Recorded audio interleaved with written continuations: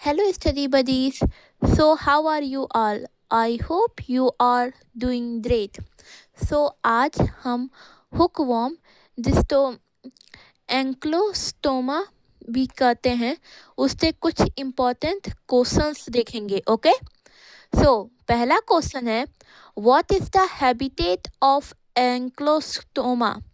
यानी हुकवॉर्म का हैबिटेट यानी वो कहाँ रहते हैं उसके बारे में पूछा गया है. सो वो they live inside the small intestine of humans. यानी जो एंक्लोस्टोमा है वो ह्यूमंस थे यानी हम इंसानों के स्मॉल इंटेस्टाइन में रहते हैं.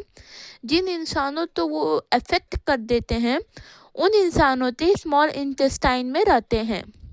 सो अगला क्वेश्चन है, what is the body structure of Ancylostoma. यानी एंक्लोस्टोमा का उनका जो स्ट्रक्चर है वो कैसी है, उनकी बॉडी की संरचना वो कैसी है. दे आर मोस्टली सिलेंडिटर यानी वो सिलेंडिटर होते हैं. एंड इलोंगेटेड और लंबे होते हैं. Shape structure whose have curved tails यानी जिनकी जो टेल होती है, जिनकी जो पूंछ होती है वो थोड़ी सी मुड़ी हुई होती है. ओके, अगला क्वेश्चन है, what is the sexual dimorphism of एंक्लोस्टोमा.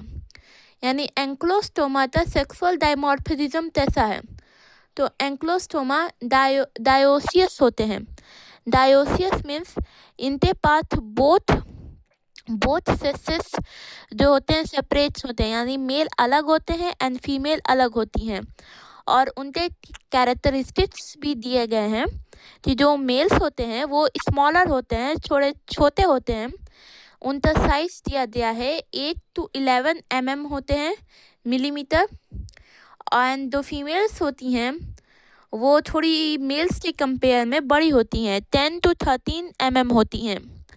Okay, अगला क्वेश्चन है, are they live in intestine which as they live in intestine what protects them from harmful chemicals. यानी जैसे आपने पहले पढ़ा शुरू में कि ये जो हुकवॉर्म है ये हमारे इंटेस्टाइन में रहते हैं. तो वहाँ इंटेस्टाइन पे तो कई सारे एंजाइम्स होते हैं, डाइजेस्टिव एंजाइम्स होते हैं. वहाँ से इनकी प्रोटेक्शन कौन करता है. So they have a tough cuticle covering which protect them from host enzyme.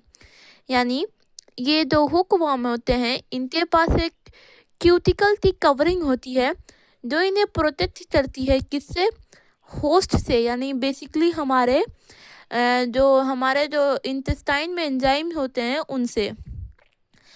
अगला क्वेश्चन है, हुकवॉर्म कॉज विच डिजीज. यानी ये जो हुकवॉर्म है ये कौन सी डिजीज कौन सी बीमारियां कॉज करते हैं.